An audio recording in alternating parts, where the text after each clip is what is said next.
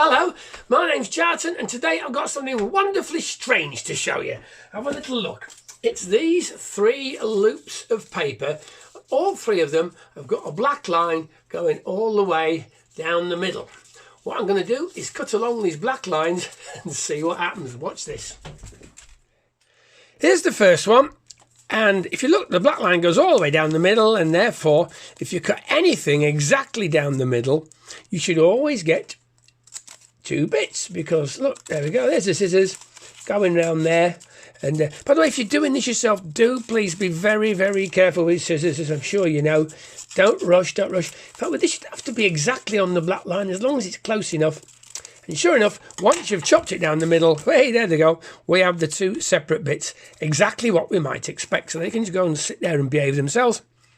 Here's the next one. Once again, the black line goes all the way down the middle. You'll notice, of course, it's got a twist in it, but that's where the fun starts. So let's give it a little starter there. There he goes. And once again, we're going to chop this one all the way round the middle. No cheating. There we go. It's a bit tricky with it being twisted, but just concentrate and we should just nicely end up, there it is, bink. And we get 2 bits. But look what's happened. The 2 bits are linked together. It's quite neat, isn't it? But there's still 2 bits because we chopped it down the middle, so that makes sense. And this one, if you look very carefully, there is a line going all the way round the middle. Okay, so scissors out, get it started just very carefully, that first little cut there. And then scissors in there, and once again we chop all the way round the middle. As I chop down the middle, one piece of paper goes to one side and the other piece of paper goes to the other side, and that's why we end up with 2 pieces of paper. Or do we? Let's see what's been going on. All those loops started off with just a strip of paper with a black line down the middle. Now for the first one, I just made a nice neat circle like that. It's like a bracelet, stuck it together. Then when you chop it down the middle, you get the 2 bits. That's nice and straightforward. For the second one, before I stuck it together, you have to put 1, 2 twists in it like that. You put in 2 twists, then when you chop that one down the middle, you get the 2 rings, but they're linked. And this is really kind of fun. If you make one of these and ask somebody else to cut it, they're going to be really surprised. There's 2 links all held together. It's like a little bit of a chain. It's a neat thing. But the really strange one is when you put the bit of paper together, but you just put 1 twist in it. That's what happened with the 3rd one I cut. Whoops.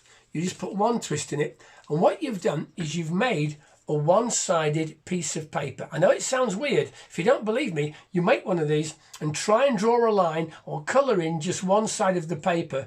But of course, the one side joins up with the other side. There's only one side to this piece of paper. In fact, if you trace your finger all the way around the edge, this piece of paper only has 1 edge as well. It's a very strange little thing. It's called a Mobius Strip. A few people actually had been inventing them and talking about them, but it's a German bloke called Mr. Mobius. In fact, here he is. Hello, Mr. Mobius. He's the guy whose name is put with these strips of paper.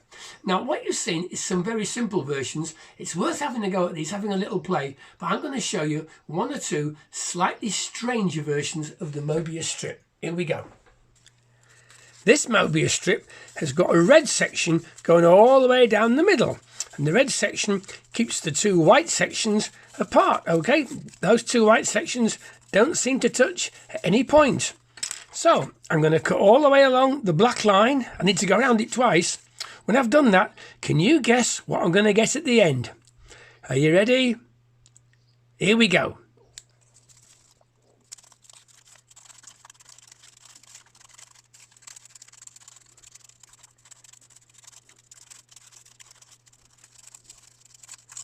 Here comes the last cut. What's it going to be? Ta-da! There we are. We've got the red bit. That's actually a complete little Mobius strip. And then we've got the long white bit there. So it's 2 links linked up like that. Did you guess that was going to happen? Really? Did you? I've got another one for you now. This one's really weird. What we need is a paper cross.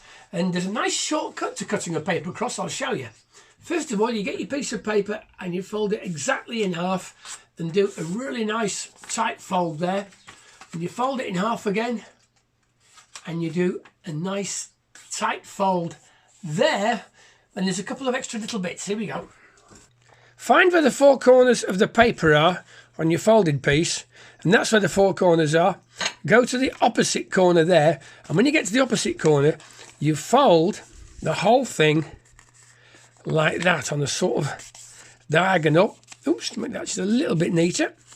Okay, and then nice tight fold down there. These tight folds are important. You'll see why in a minute. Then once you've done that, you get your scissors and we cut along here like this. When you've done that, when you open out this bit, this is good, isn't it? It's great. Look, here he goes. And that is that is our paper cross. And what's more, what's nice about the paper cross is the folds give you a nice line down the middle of each arm of the cross. What I've done now is I've actually put some black lines along the folds so you can see exactly where they are. And I'm going to get a little bit of glue, just plonk it on the end of that little short arm and curl that one round, and I've made him into a little plain band like that. Now when I get this one, I'll put a little bit of glue on the end there and curve him round, and I make that one into a plain band. And then I'm going to cut all the way around both of these black lines. And the big question is, when I've cut all the way round, how many pieces of paper will I actually have? Will it be 1 bit, 2 bits, 3 bits, 4 bits? Do you know? Have a little think. Ready? I'm going to start cutting now.